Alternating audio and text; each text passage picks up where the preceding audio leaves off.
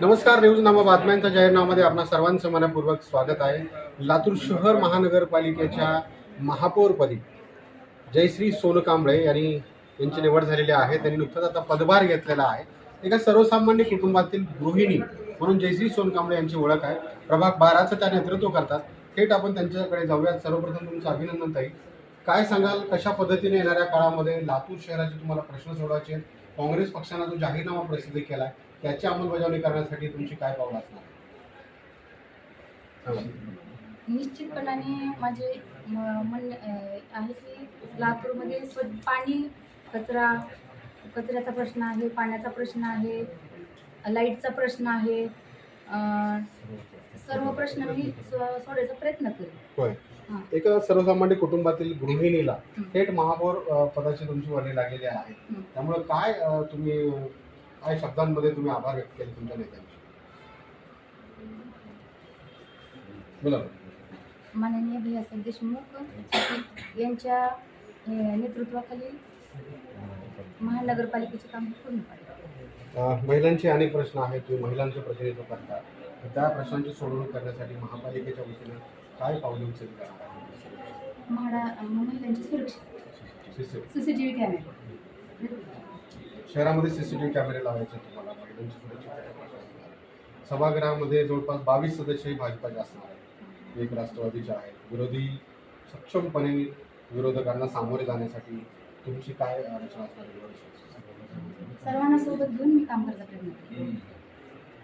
येणाऱ्या काळामध्ये प्रायोरिटी तुमची काय असणार आहे? कारण महानगरपालिकेचे जे आपण बघतो की ॲक्सेसवरती भर द्यावा लागेल, कारण महानगरपालिकेचे जे उत्पन्नाचे स्रोत आहेत ते कमी आहेत. पगारींचे प्रश्न येतात अनेकदा कर्मचाऱ्यांचे. महानगरपालिकेचा उत्पन्नाची स्रोत वाढवण्यासाठीचा तुमचा काय प्रयत्न असणार आहे आणि तुम्ही काय दिलासा देणार आहात? अधिकारी कर्मचाऱ्यांना कसं घेऊन चालणार आहात? लक्ष्यकांना कसं घेऊन चालणार? सर्वांच्या विचाराने काम करण्याचा प्रयत्न करेन. एकूणच काय तर लातूर शहराचे मूलभूत प्रश्न आपल्याला सोडवायचे आहेत. काँग्रेसच्या जाहीरनाम्यांच्या मध्ये जो उल्लेख केलेला आहे किंवा जी प्रश्न मांडलेला आहे, ज्या समस्या मांडलेल्या आहेत, तर त्याची पूर्तता करण्यासाठी मला प्रयत्न करायचे आहेत. आणि मी सर्वसामान्य कुटुंबातून पुढे आलेली एक गृहिणी आहे आणि येणाऱ्या काळात लातूरकरांचे प्रश्न सोडवायचे आहेत. विशेषतः महिलांचे प्रश्न सोडविण्यासाठी CCTV कॅमेऱ्याची गरज, म्हणजे लातूर शहरामध्ये CCTV कॅमेरे असावेत आणि ते लावले जाणार आहेत असंही महापौरांनी सांगितलेलं आहे. एकूणच काय तर नूतन महापौर जयश्री सोनकांबळे यांच्यावर अभिनंदनाचा वर्षा होतो आहे आणि येणाऱ्या काळामध्ये सर्वांना सोबत घेऊन आपल्याला काम करायचं आहे असं जयश्री सोनकांबळे यांनी सांगितलं.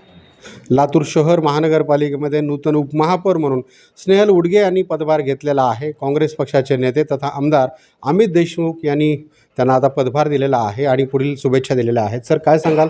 दस्तूरखुद्द तुमचे नेते उपस्थित राहिले तुमच्या ह्या पदभार समारंभाला. काय प्रथम प्रतिक्रिया आहे? खूप मोठी अभिमानाची गोष्ट आहे. त्यांनी जो आमच्यावर विश्वास दाखवलेला आहे तो विश्वासाला मी पात्र, मी महापौर आणि आमची पूर्ण टीम साहेबांच्या विश्वासात खरं ठरू आणि चांगलं योग्य काम करू लातूर शहरासाठी, एवढी मोठी सांगतो. काँग्रेस पक्षानं जो जाहीरनामा दिलेला होता निवडणुकीच्या काळामध्ये, तर त्या जाहीरनाम्याची अंमलबजावणी करण्यासाठी तुमचे कसे प्रयत्न असणार आहेत येणाऱ्या काळात? जाहीरनामाचा जो प्रिपरेशन झालेला आहे, जाहीरनाम्यामध्ये जी मुद्दे घेतलेले आहेत ते सर्वसामान्यांना रोज भेडसावणाऱ्या प्रश्नांचे जास्त करून समावेश आहे आणि खूप मोठे मुद्दे नाही आहेत ते, पण पूर्ण काउन्सिल आमचे जे महापौर आहेत त्यांच्या नेतृत्वाखाली आमदार श्री अमित भैया देशमुख साहेब यांच्या नेतृत्वाखाली आम्ही त्या ज्या गोष्टीच्या उपाययोजना करणं आवश्यक आहे त्या प्रश्न सोडवण्यासाठी आम्ही त्याचा सगळ्याचा प्रयत्न करूया. पाणी, कचरा, स्वच्छता ते शिस्त लागलेली आहे, परंतु अजूनही त्याच्यामध्ये अनेक अनुत्तरित प्रश्न आहेत, तर त्याची सोडवणूक कशी होणार आहे का?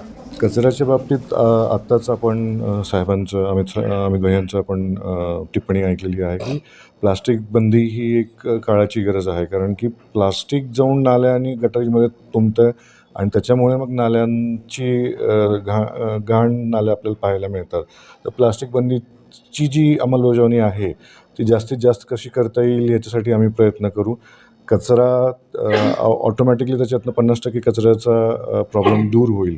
तर आता राहिला प्रश्न पाण्याच्या बाबतीत. आपण म्हणतायत एकतर ते पाण्याची जी उपलब्धता आहे ती नैसर्गिक गोष्टींवर निसर्गावर अवलंबून आहे आणि आपले जे स्रोत आहेत त्या स्रोत आणि जनसंख्या ह्या दोन्ही गोष्टींचा मेळ घालणं आवश्यक आहे.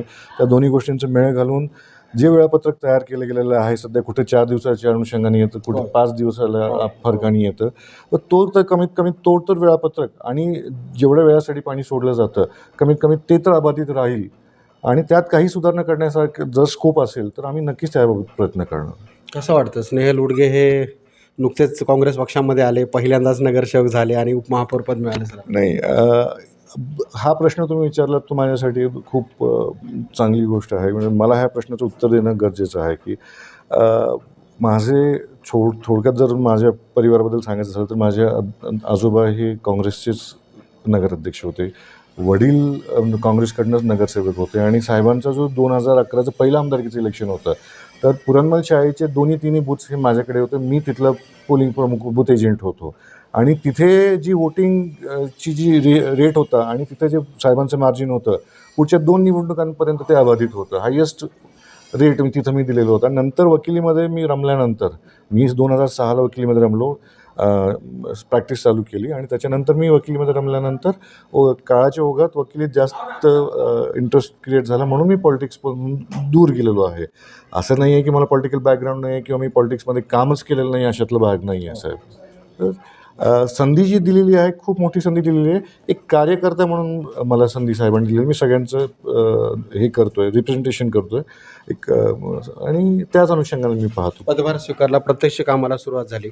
प्रायोरिटी का असणार आहे? एकतर कर्मचाऱ्यांचे अनेक प्रश्न आहेत सर, आस्थापना विभागाच्या काही समस्या आहेत, काही प्रश्न आहेत आणि महानगरपालिकेचा उत्पन्नाचा स्रोत वाढविण्यासाठी, कारण पगारींचे प्रश्न येतात, महानगरपालिकेला काही विकास कामं करायचे असतील तर बजेटचे प्रश्न येतात, तर त्याची सोडवणूक कशी होणार आहे? त्याचे महापालिकेचे उत्पन्नाचा जो मुख्य स्रोत आहे हे तर टॅक्सेसच आहेत आणि त्या उपर राज्य शासनाकडनं जे आपल्याला GSTचं अनुदान मिळतं किंवा DPDCच्या माध्यमातून जे फंड्स मिळतात मेन उपलब्धता आपली त्याच्यावर आहे आणि त्यामुळे कुठे कुठे कमतरता भासते त्या गोष्टींची. आता सगळेजण मिळून आमची पूर्ण टीम आणि ऑब्व्हियसली आहे आता जे ऑपोजिशन होतं ते फक्त इलेक्शनपुरतं, आता तेही जनतेचे रिप्रेझेंटेटिव्ह आहेत, त्यांना सोबत घेऊन वंचित बहुजन आघाडी हे आमच्यासोबत आहेत.